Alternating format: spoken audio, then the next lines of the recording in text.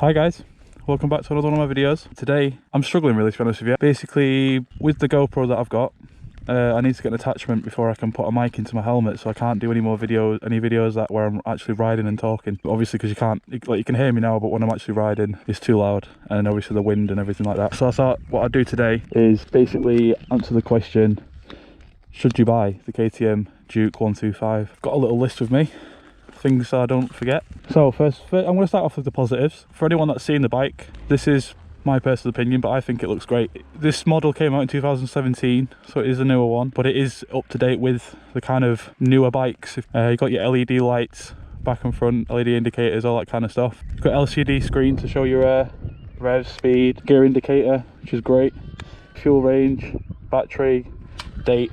There's a few different other things here as well. You can edit them all in here. So another point, this bike is very easy to ride. So if you're just starting out and you're looking for your first bike, I definitely recommend this. It is quite tall compared to some of the other bikes that you can get, some of the other 125s. But for me, I'm 6'3", it fits me great. You can adjust the height by adjusting the suspension at the back. It does affect it, but not drastically. So if you are a short rider, definitely make sure you hop on one at your dealership just to make sure you do feel comfortable on it. But overall it is a very easy bike to ride. So another great point about this bike, it does have quite a big following. KTM is a pretty well known brand. Things like Facebook groups and stuff like that, if you're ever wanting to join them, it's a great place to look. If you've got any problems with your bike, or you're wanting to modify it, or anything like any general questions, the groups that I'm in are all great. People in them all are very knowledgeable.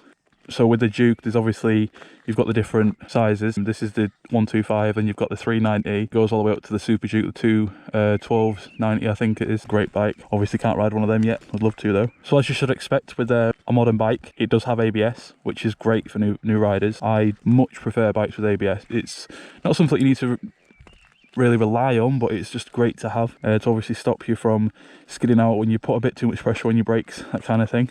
As far as warranty, I bought this brand new last year in 2019, and it comes with a 3-year warranty, a standard from the dealership, and it also has breakdown cover. So it comes with a card that if you break down for any reason, you call the number on there and they'll come out and sort it out for you, and obviously cover you under the warranty. So depending on what you want in the bike for, so you've got things like on a weekend, just ride around and mess about a bit on a weekend on the twisties or something like that, or commuting. Obviously that all comes into a factor of what bike you're going to get. As far as commuting, I commute on this bike to work every day, and it is great. As far as fuel is concerned, it's awesome. You get about 200 miles to a full tank. As far as twisties are concerned, it's great on them as well. Obviously with the good handle in it, it is a fun bike to ride. If you're just wanting a bike to have as a weekend bike, not necessarily commute on, but just something to have a bit of fun on and to get used to riding, if you're a new rider, this is great. Like I said earlier, it is great handling, not a hard bike to get down a bit into the corners, and with the wheels, so the back wheel is a lot bigger than you usually get on a 125, which is great for handling, great for your grip. It does feel like you're riding on a big bike. So I'm going to start going over some of the bad points. Something that I wouldn't necessarily is a bad point or a good point is the mirrors. So they're not terrible, but they're not the best. About half the mirror is covered up by my elbow when I'm riding, so it isn't the best visibility possible, but they are definitely usable. Obviously back to the look, I personally think this is a great looking bike, but some people don't like the naked style. If you don't like the look of it, don't buy it.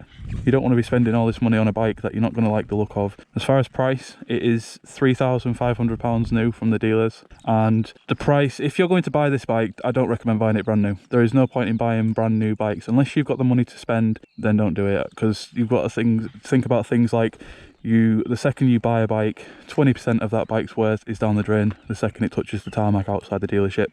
Brand new, it's 3,500, but you can get them maybe a year old, really low mileage, practically new, for £2,500 to £3,000, so you can save a bit of money there if you'd like. The speed of this bike is not one of the fastest, it is not the slowest, but personally I feel like I would like something with a bit more speed on it. Mine does. It sits comfortably around 60 miles an hour, but the most I've had out of it is 74. Like I said, I'm 6'3", and I do weigh quite a bit, and I assume that obviously if you are a smaller person, weighs less, then you are going to go a bit faster on it. As far as maintenance, service costs, so when you get your first service, things like that, it is quite expensive, but it will be with newer bikes. It always is. Especially if you're wanting to keep your warranty, you're going to have to take it to a KTM dealer and get it done through them so that you keep your warranty and don't void that. Parts for the bike are quite expensive as well. Again, it's a newer bike, they're going to be, but if you're buying a newer bike, you've got to expect to be paying a bit extra for the maintenance and things like that, because there's not so many on the roads. When you think of some more common bikes like your Bandits and things like that, your older bike, because there's so many on the road, you can just find second-hand parts for a lot cheaper. But with this bike, it is a bit more expensive.